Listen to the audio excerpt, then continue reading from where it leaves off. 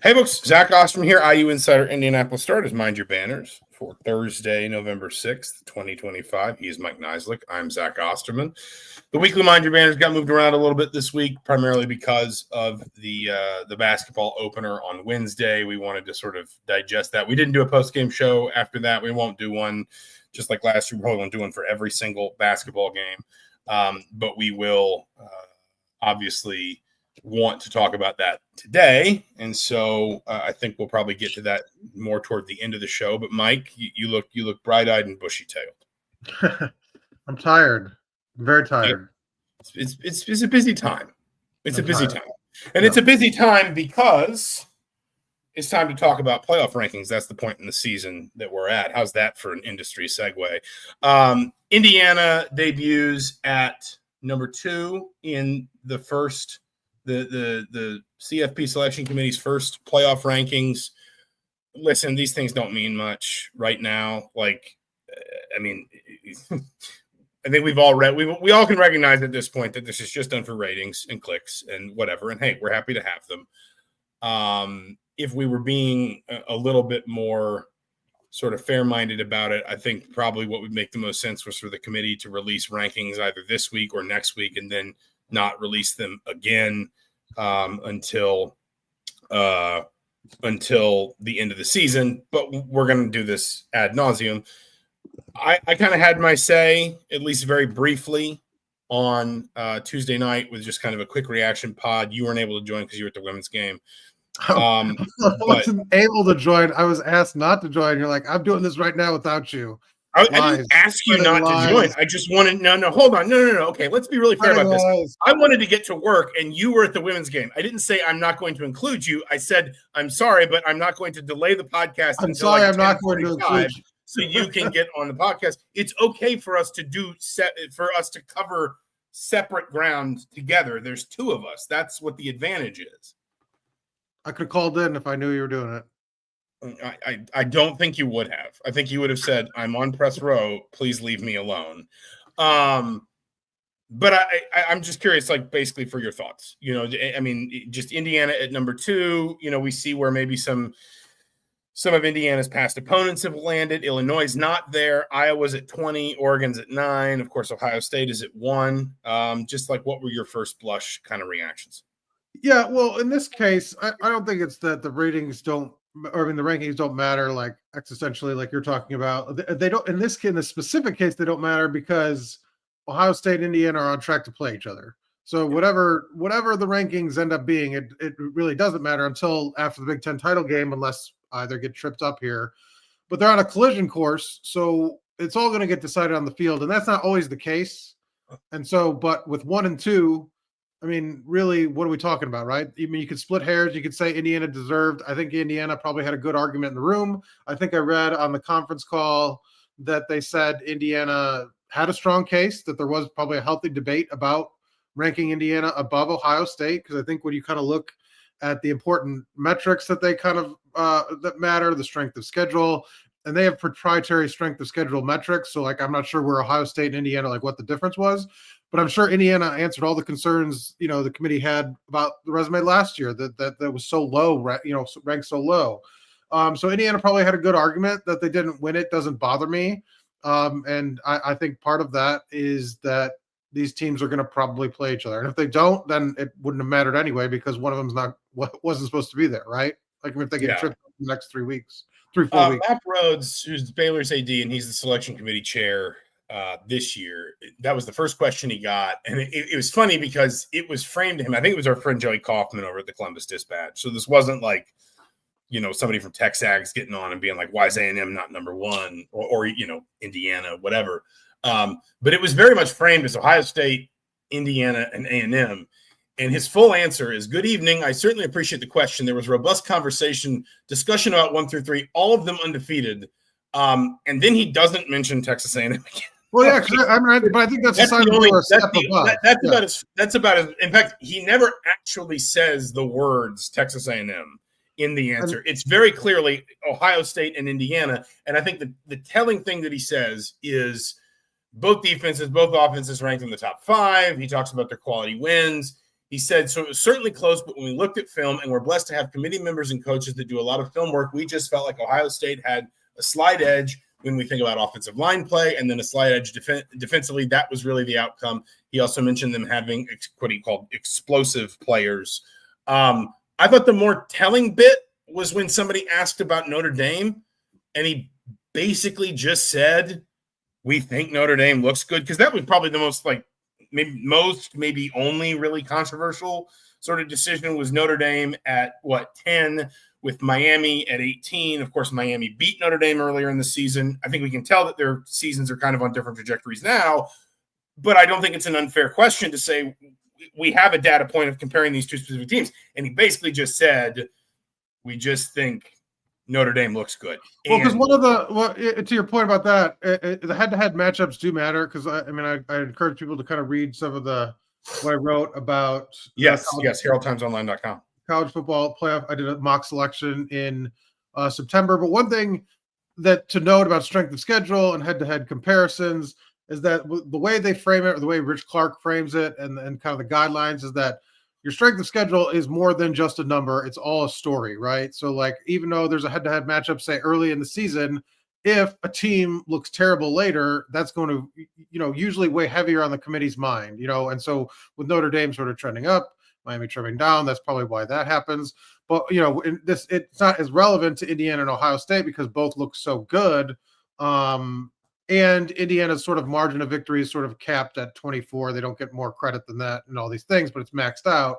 But like I said, I just think that, I think there was probably a larger discussion about Ohio State and Indiana than people probably think, that it wasn't just rubber stamped that Ohio State's number one. And I think that's encouraging for Indiana fans that were, obviously upset about how they were viewed last year. I think they're in the discussion now. It's not, they are up for being the best team in the country. Yeah, I think all that's fair. I think my takeaway, and I wrote this afterward, my takeaway is basically just like Mack Rhoades was making a really, I wouldn't necessarily say compelling argument, but certainly sort of firm argument in his own mind for the idea of subjective analysis. Like, he talked a lot about film study. He talked a lot about, I think they've got 3 ex-coaches on the committee, right? D'Antonio, Chris Alt, who basically developed the pistol with Colin Kaepernick at Nevada, and is it Mike Riley, I think, is the third one. So, there, and again, I mentioned the Notre Dame answer because that was probably the plainest, that he just sort of said, we just think they look good. Like, metrics, sure, results, sure, but we just think they look good. I think the other thing I would say, too, about, like, the rankings, and this is something that we're still learning, because this is only the second year of the 12-team playoff. But it really does feel like one of the lessons that at least I felt like I took away from last year is to see the rankings more as groupings, like more kind of the idea that, like, if you're in the top 3 or 4, you are the lead pack. If you are in maybe, the 4 or 5 after that, you're comfortably in the field, but you're probably going to have an uphill battle to get a bye. And of course, the bye rules have changed this year too. The point is, like, I understand the point of pride that Indiana fans would feel being the number 1 team in the country. I get that. But what the committee was effectively saying is there are 3, maybe 4 teams that we see as comfortably above the field, the rest of the field right now. I don't even think Georgia necessarily falls in their thinking the way that Ohio State, Indiana, A&M, and maybe Alabama do. And if you're Indiana, like, that's, all the opportunities are there. Well, I would argue even, I think there's a pretty clear path to Indiana hosting if they go 12-0 and lose the Big Ten, or a bye. That's what I think you're trying to say. I think the key distinction is the importance of having of being thought of in this way, and of being considered for number 1 even before potential Ohio State matchup, is that losing that Big Ten title game wouldn't knock you out of that group. It sounds like they have enough respect for Indiana and Indiana's resume and metrics, because, like I said, we don't know the exact numbers. All the metrics are going to be what they were last year, because all the numbers are almost the same. They're doing what they did last year. And so that healthy respect the committee has for that means, and especially coupled with the rule change they made, which will not hurt teams for losing to good teams, right? If you lose to Ohio State, you're not punished as much as you were last year. I mean, it's the number one team in the country, so you're not going to get docked unless you get trucked. You're probably not moving out of the top 4, I think, if you lose the Big Ten title game to Ohio State. Because the other thing to consider is, and obviously there are a lot of permutations, but the 3 teams behind you are all SEC teams. Like all 3 of them have to play in the SEC championship game. Yeah, you don't have a situation where you could get jumped by Georgia and Alabama because they can't both win the SEC title game. In fact, as things stand, they may not both be there. So like that's I think the encouraging part for Indiana. Yeah, the path feels pretty comfortably open to 12-0. And as you say, as long as you don't just get absolutely run out of the building in Indianapolis, getting a bye, maybe you're not in the Rose Bowl. I understand, especially for a fan base like Indiana, the sort of cultural value of the Rose Bowl, but you'd still be in a bye situation. You'd still be going straight to the quarterfinals. Do you have any? I mean, I'm kind of more compelled, I guess, to talk about the game ahead for Indiana than the game behind. It's been a while since Maryland. A lot has happened. I mean, do you have any Maryland business, or should we just frame that all into this Penn State game? We could do that. That's fine. You were there. So how was your trip? It was good. You don't eat seafood, so you don't even get crab. So like you're just. No, but I got to go to a Caps game, which was great. I got to see some friends who live in Alexandria, which was great. I went to a donut shop that Barack Obama ate at once, which was great. I mean, it was really good. Good food, good coffee. It was just lots of fun.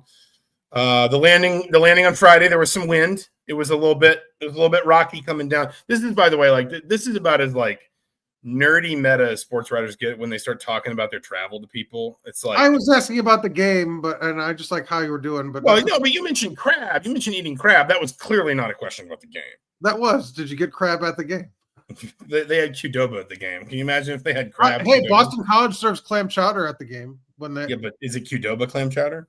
No. Yes, and everybody dies. Nobody makes it out alive. Notre Dame almost didn't make it out alive in Chestnut Hill last weekend. It is hard for me to kind of get a feel for this game. Like there is a real extent to which, I had my old friend Sean Fitz, who I used to work with at 24/7, who's now at On3, and he's covered Penn State for literally 20 years. And talking to him, there is a feeling of resignation around this program right now. That obviously there is such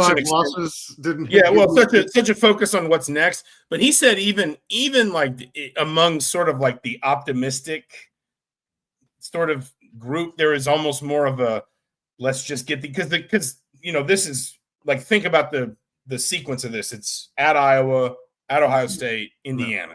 So like there's almost a like let's get the other side of these 3 games and then see if we can rally to go 6-6 and go to a bowl game.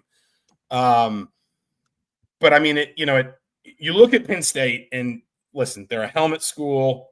At least in theory, it's one of the toughest places to play in the country. Undeniably, they have NFL talent on both sides of the ball, both lines of scrimmage, in the offensive backfield, all these different things. But man, oh man, like it is one of those seasons where it feels like actively things are going as wrong as they possibly can at this point. And, Drew Allar's now up for the season. The offense just has not been consistently functional all year. Like it's stunning to me to go look at Penn State's rushing numbers, given the fact that they have 2 NFL caliber backs and they have broken 200 yards as a team twice this season. And both those games were in non-conference play. It is just hard for me to sort of frame this against what you feel like Penn State should be compared to what Penn State is. Well, I think you've seen kind of a pattern. Kurt Signe's like trying to talk up in recent weeks. He didn't start doing this until 3 weeks ago. Start talking up the opponent at hand to really. UCLA was the first one that I really remember him really. We got to be careful. Like this is really a good team, and that like this week it was like they're still in the what did he say ESPN Power Index, which I thought was a funny metric to. He was citing their preseason rankings, like an like a nameless SEC like underline account. Like we can't sleep on this team was ranked number 1 at some or 3 or whatever. It's like, well, I mean, not no more. I mean, it's hard. Like you said, there is the talent there. But I mean, the caveat, I mean, the thing that hurts worse than losing Franklin is the quarterback, right? Like now you have a redshirt freshman. I was looking, basically his 2 career starts are basically most of his reps. He's played in 7 games, but I mean, really not much other than these last 2. And I've said, and the Maryland game is probably the best way to tie back this, is that freshman quarterbacks, whether it's redshirt freshman or true freshman against a Brian Haynes defense, is going to have some problems. And so, like, whatever happens, if Indiana's offense gets tripped up, I still can't imagine. I mean, I know they're on the road too. Them scoring a bunch of points with the redshirt freshman against this scheme. It's too complicated, and he throws too much at guys. I mean, you saw it. Maryland, other than the scripted drive out of halftime, they had nothing, and they turned over 5 times. Yeah, no, I mean, it was 4 on the quarterback, right? 2 interceptions, 2 fumbles by him, and then the 5th one was someone else getting stripped. That sounds right. Yeah, I mean, like 4 on the quarterback. I mean, it's like that's a quarterback who one of his strengths this year had been that, especially for his age, he had limited his mistakes. And Loxley's big thing, even at halftime and after the game, was that he had never seen the offense and him running the offense look that out of sync, out of sorts. And Brian Haynes is a big reason why. And I think you'll see that this weekend. There's also this is one of those weeks where I've done the preview, the scouting podcast before this, and so I have the advantage of like someone else's perspective. But something else Sean said, something else Fitz said, is just that Andy Kotelnicki, the coordinator of Penn State, like it feels like they just try to do too much. And that he said when they attack, like when they just get downhill and they just say, we're going to go at you, not a bunch of side-to-side stuff, not a bunch of pre-snap eye candy, but like we're just going to hand the ball off. We're going to go straight at you. We're going to go downhill with our play calls and our emphasis and whatever. They can gain yards and they can move the ball. I mean, they were the first team in the country to score a touchdown, right, against Ohio State, if I'm not mistaken. Is that right? Maybe I'm losing my mind on that. Anyway, no, they weren't. Ignore me on that. Sorry. I didn't get much sleep last night either. You're having a conversation with yourself that I am not a part of. Which is exactly what I'm going to be doing on the drive home from Chicago on Sunday. But that eventually the offense just kind of gets in its own way, essentially. That they'll try to be too gimmicky, or that there will always be something that will set them back. And I think when you as you talk about, you're facing a defense that is very difficult for a young quarterback. Penn State went out and got receivers that kind of Penn State kind of seemed to want to go out and get receivers that were very like high floor, just like production guys this year, and just sort of say, we have the playmaking talent we need, but those guys have not been high floor. They've not produced.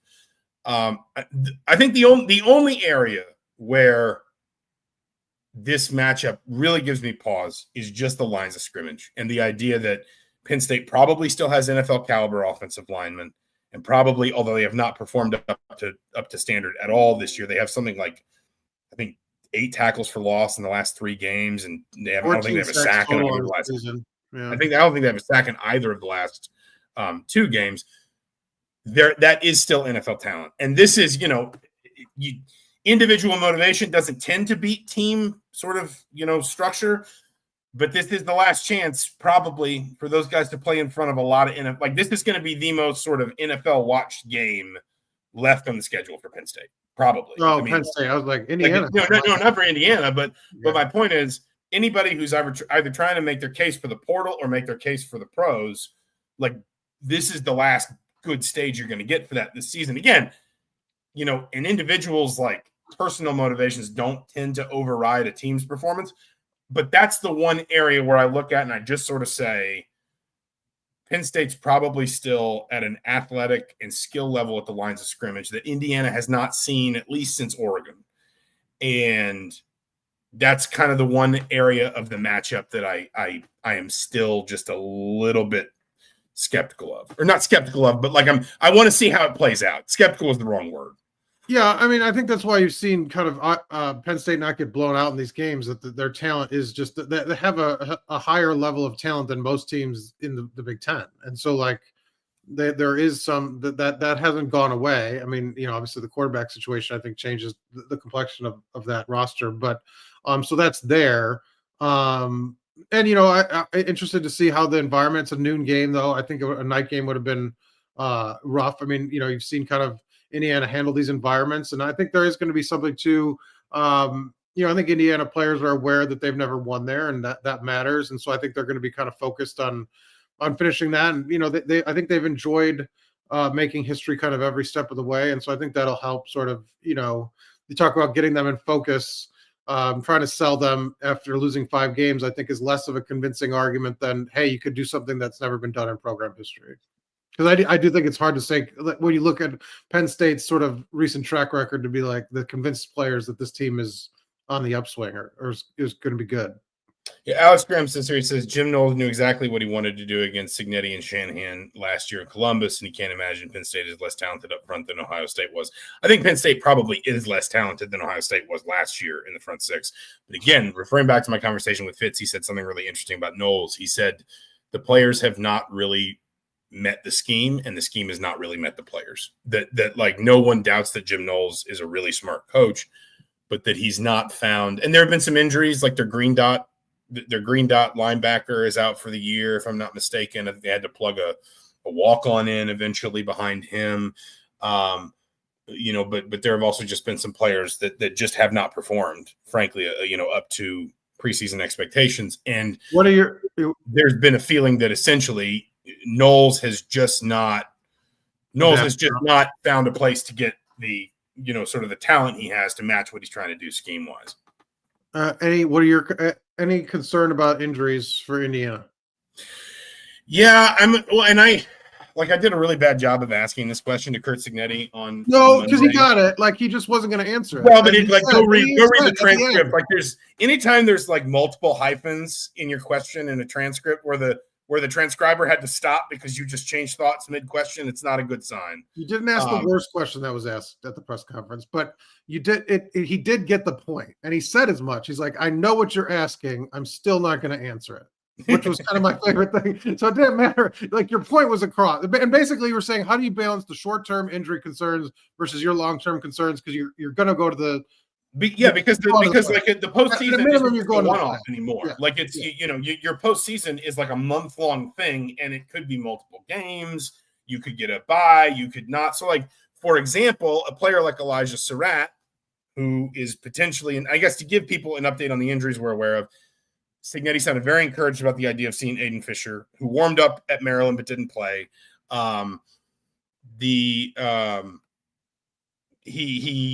It sounded like it was much more sort of 50-50, and it's on Monday, so obviously stuff's changed throughout the week. It sounded like it was probably more 50-50 in the Elijah Surratt conversation, and he said we should note it was a hamstring injury for Surratt, but he also said he's been dealing with something else. Yeah, Surratt the previous 2 weeks had some other issue that wasn't related to the hamstring that got injured in the Maryland game, so that means he's kind of dealing with multiple things there, and so you wonder if a week off.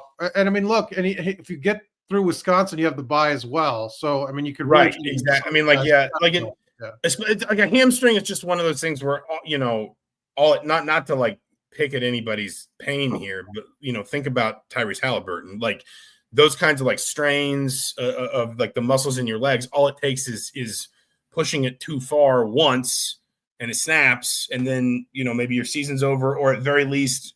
Maybe you're out for 6 to 8 weeks, and it's like a race to get you back for the, for a quarterfinal or something like that. So, I mean, it's tough because the other thing is it's, the theory is always, well, see if you can do it without the player, right? And then put them in if you need them. But that's usually not a good way to do it, because if a player is watching cold and then you put them in second quarter, third quarter, number one, they don't have a feel for the game.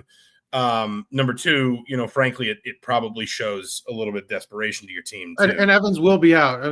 Yes, Evans. Like Cignetti said after Maryland, like it'll be a few weeks. And he just said on Monday, he just said Drew Evans will not be.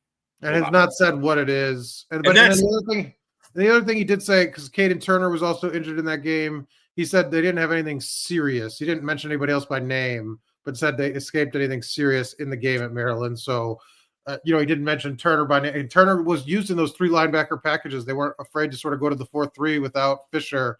But that was the only thing kind of said about those. So, I mean, they do have other guys too, but he didn't mention them specifically. And I would probably that line of scrimmage is just the one area where I thought Zen Michalski took a lot of flack early on, had a couple tough moments in Indiana's first couple of drafts. I thought he got a lot better as the game wore on, honestly. And I know the PFF grades, the much discussed PFF grades this week were not kind to him. But if you watched the game, I'm not trying to sound like I'm not trying to sound like Mac Rhodes. We watched the film, but if you watched, he got a lot better. He got comfortable and he didn't have as much trouble as the game wore on. But again, if you talk about position groups that have underperformed for Penn State this season, that defensive line is at or near the top of the list. That's the group that we thought had maybe multiple all-conference players on it, and they just. We talk about the tackles for loss numbers. We talk about that. I was watching some of that Ohio State game because they had it on in the press sort of cafeteria area at the Maryland press box, and Penn State was just getting pushed around. It was just. Yeah, if you're ranking sort of the injury concerns for IU, I think it goes O-line, these three positions: O-line, wide receiver, linebacker. I'm not worried about. As much as Aiden Fisher impacts the game, I think we've seen a clear enough body of work from Isaiah Jones that he could handle everything, basically, right? It's not. There's no drop off, and even though I think maybe Aiden Fisher elevates the group a little bit, they can survive that. Wide receivers a little trickier because they don't have a ton of depth there to begin with. So Charlie Becker's good, but it really shifts the focus on Omar Cooper, and I think makes this offense a lot less dangerous with Surratt and Cooper. I just think it's so dynamic of a tandem that it opens up just a lot for IU. So I do think they can survive it because Cooper has shown. I think last week was a nice game for him in terms of what he's breaking tackles, extending plays. I think he had 5 of his 7 catches went for first downs. He was doing all the things a number one receiver should do, and he's sort of 1A. And so I you see how they get through it without Surratt, even though I think Surratt makes the ceiling of this offense so much higher. Offensive line, I think the time you're holding your breath for Indiana was when Benson went down, and it looked like Benson was going to have to come out with that ankle injury, and he sort of taped it up and played through it. What do you do after that, right? Then Michalski's probably moving back to left tackle. You're going to a different interior player, and so I think you're worried about the depth on the offensive line because you probably can't survive another injury in terms of feeling really good about things because you brought Zen in because he was your 6th guy, but as we saw last year, if you lose more people at the same position, it stacks up and things can get ugly. And then I just think it's so important because you saw at the start when Fernando Mendoza struggled this year is because of pressure. His numbers are very pedestrian when he's faced pressure, as that you would expect, but it speeds him up and gets him out of the good habits that he's learned. Maybe that won't be the case as we get into the end of the season. Maybe he's kind of gotten past some of those bad habits, but I do think the formula is speed him up, and then he sort of starts making bad decisions, and you can get to this offense. I thought Zen, like you said, this is 3 quarters was pretty good, but you don't, and he needs to eliminate penalties. He had 2 in the same game. That's not acceptable. Signetti's going to say that, every day of the week, but I just think that would be kind of the way I'd rank it. But it's like you said, Zen, it got more comfortable as the game went on, and you want to see that from the start on Saturday because obviously he'll be in the starting lineup. Yeah, Hoop says here how many teams can afford a major offensive line injury with NIL, no depth. No, the answer is most can't. This isn't the conversation of Indiana. Yeah, this isn't the conversation it was 10 years ago, right? Where it was you can't stockpile that talent at a level that other programs can. This is neither here nor there, but I just wanted to mention it because it was interesting to me. Did you see who went in at right tackle when the second team offensive line rolled in? Because Indiana in the fourth quarter pulled their second team in. I wasn't looking. Johnny went in at right tackle, not Did guard, really? which is where we've seen him work. He's been more of an interior guy, but he was playing right. I double checked it because I was like, wait a minute, did I see wrong? Was he at right guard? No, he was playing right tackle. Well, maybe that's just to get him reps then there. Well, it was the whole second team. It was the whole second team line. What? It was the whole second team line. They could put him wherever they wanted. They didn't put him in with the first team. But I'm saying earlier this year, I think he was at guard, even when the second team came in. So maybe they're trying to get reps on, like they're doing with Zen, where he's now prepared to sort of be deployed in multiple spots. And so you get him game. And I can look that up, I guess, to see if he played guard earlier this year because on PFF. But Because I'm almost certain he did, or at least he might have like once or twice last year, because I think he played a little bit but redshirted. Anyway, listen. I think the last thing to kind of talk about Penn State, and we'll put it to bed and close with a little bit of hoops talk. Yeah, Johnny did play right guard earlier this season, and that was his first. That was his debut at tackle. So there you go. I can give you here. I will while we're talking, I can give you the entire second team, because I once I saw a Johnny, I wrote it all down. Right tackle was a Johnny. Right guard Matt Merrick. Center was Lee Freed. Left guard was Baylor Wilkin, and left tackle was Evan Lawrence. So I guess just file that away for next year, because Indiana's probably going to need at least a couple of those guys to step up. The last thing I would just say about like just the Penn State in general is maybe more like I use road from here, because I mean, listen, they are going to be. Buys. I mean, what's up? 3 buys. 3. I mean, they are going to be like that Wisconsin line. I don't know who keeps track of like the largest betting spread that has ever favored Indiana in a Big Ten game, like ever. But John Jacobs is worried that we're not going 203 minutes. But I mean, like that's probably going to push largest sort of like favorite line Indiana's been handed by Vegas in a Big Ten game, at least in kind of like modern time. Then you get the bye. Then you get a Purdue team that is better than it was a year ago, but is still clearly below where Indiana is this season.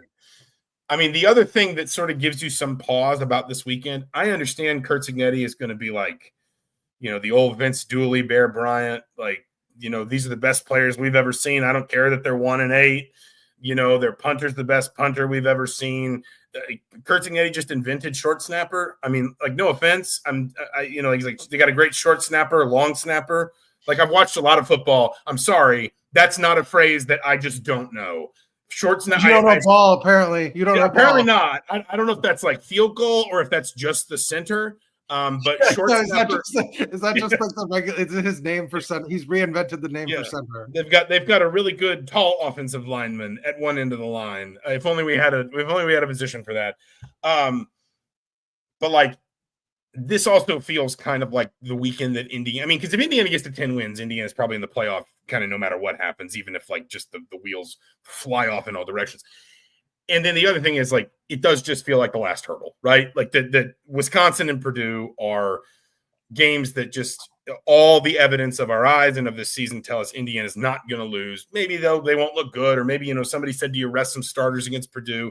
Sure. Maybe you sort of have that conversation knowing what's waiting beyond this month. But like, this feels like the last real hurdle. And it's not the hurdle that we thought it was, of course, when the season began. You and I both, I think, had Indiana losing this game.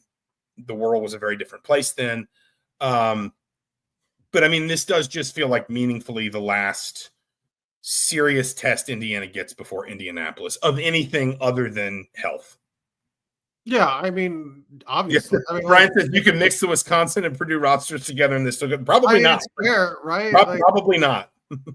How many would start on IU too? That would be a good debate. Yeah, no, it's like we said, Penn State has talent. It's there, but I mean, they haven't utilized it. So it's like how big of a threat they can be. I think the environment is scarier than maybe the team at hand still, right? Like, because you've never won there and because it is one of those stadiums that can get loud.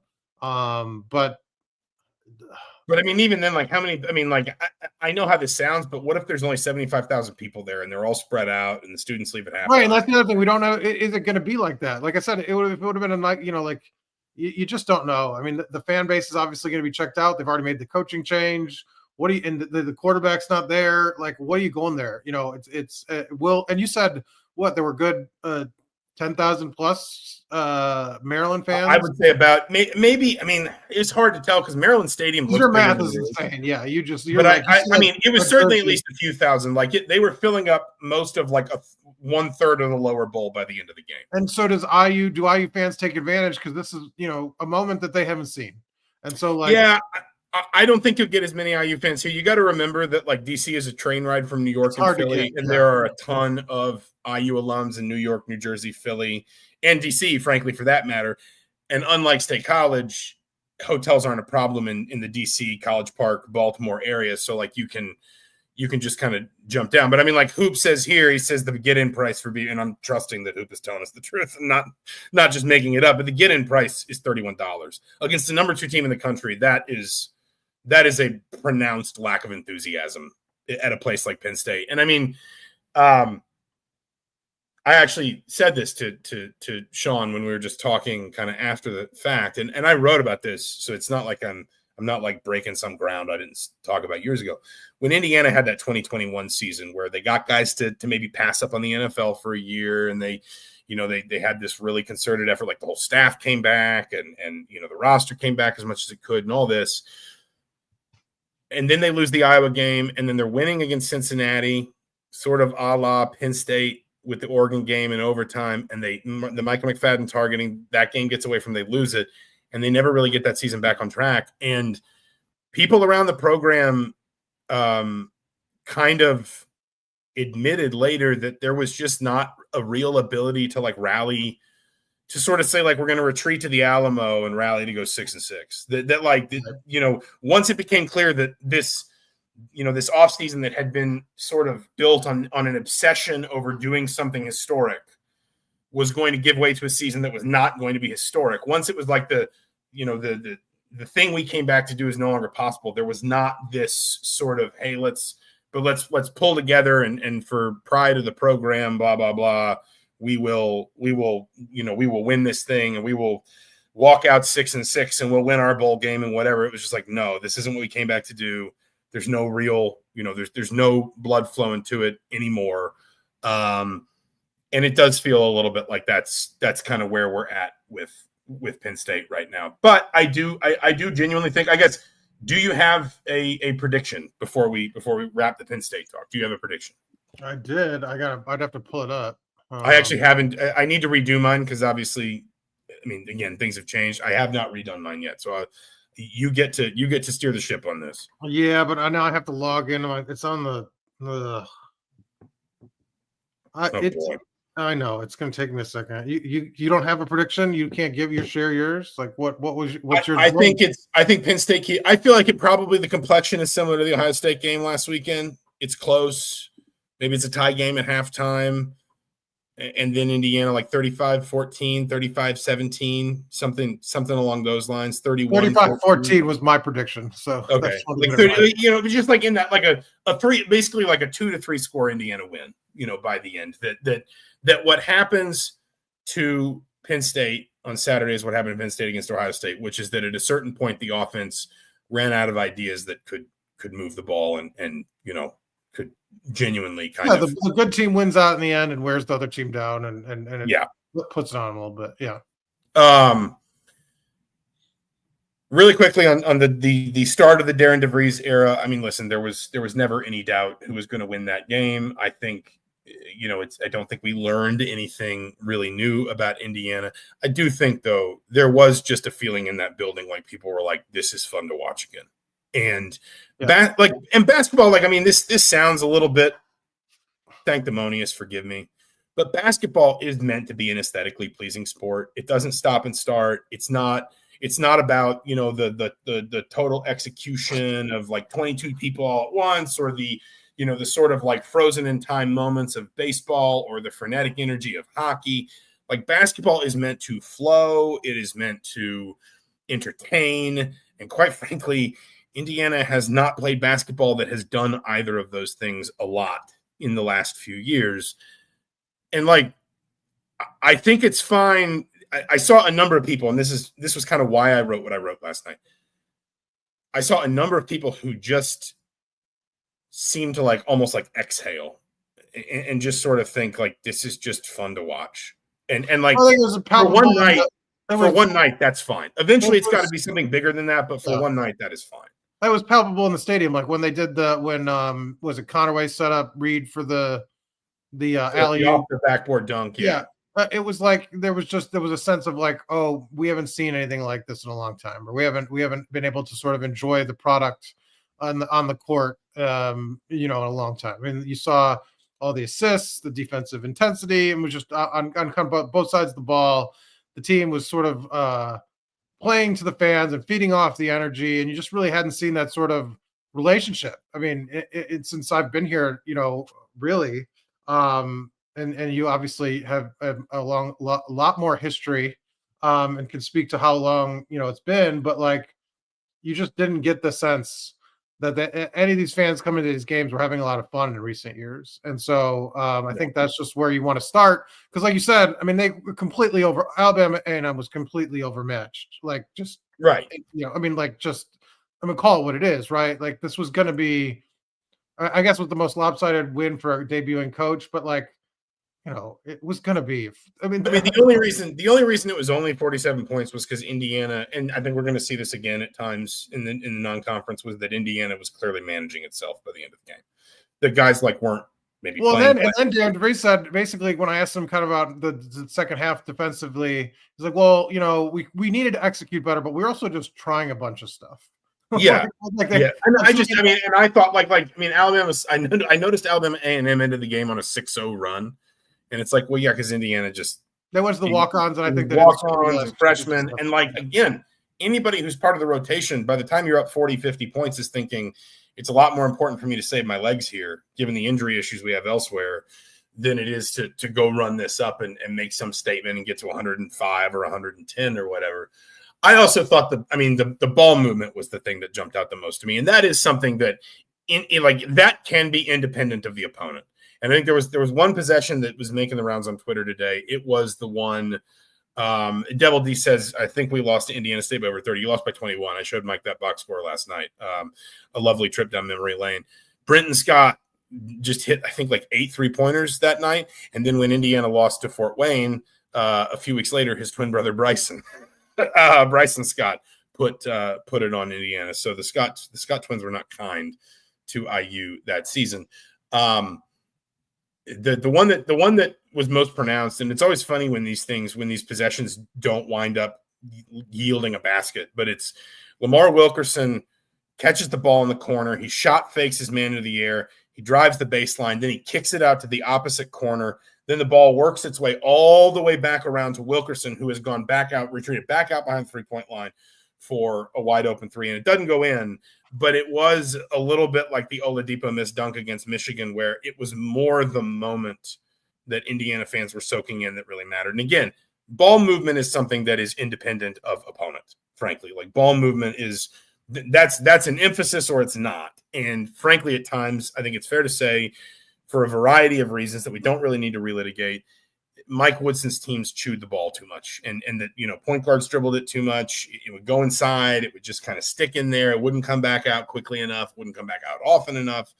I mean, this team was just moving the ball at an incredibly crisp level.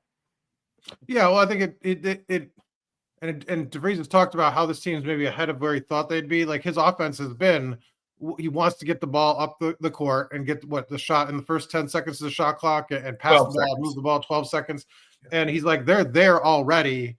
They're digesting what we're giving them and running the plays, running the scheme really well because they have a high basketball IQ. And so they're probably farther ahead with a completely new roster than he thought he was. And that's kind of how he kind of framed that after the game. And so you're kind of seeing that. And that's good because obviously they have Marquette a Sunday. And it's a big one because I think they need to win at least one of those 3 kind of big non-conference games. And they're playing at a high level, and they were playing, especially in the first half, at a high level on defense. And so, that's what you want to see kind of going into this, true test of what this team can do early in the season. Marquette gave up 82 to Southern on Wednesday night, so it could be a lot of points. Could be a very high-scoring game in Chicago. We will be there. Provided Mike can get out of Pittsburgh and I allow him into Chicago and don't just have him held on the plane. But for now, for the Indianapolis Star, for the Bloomington Herald Times, I'm Zach Osterman. He's Mike Niziolek. This has been Mind Your Banners for November 6th, 2025. Thank you so much for all of you who watched and joined us live. Thank you so much to everyone who listened wherever you get your podcasts. Please remember to like and subscribe to the YouTube channel. Read the Herald Times, read the Star, and we will talk to you soon.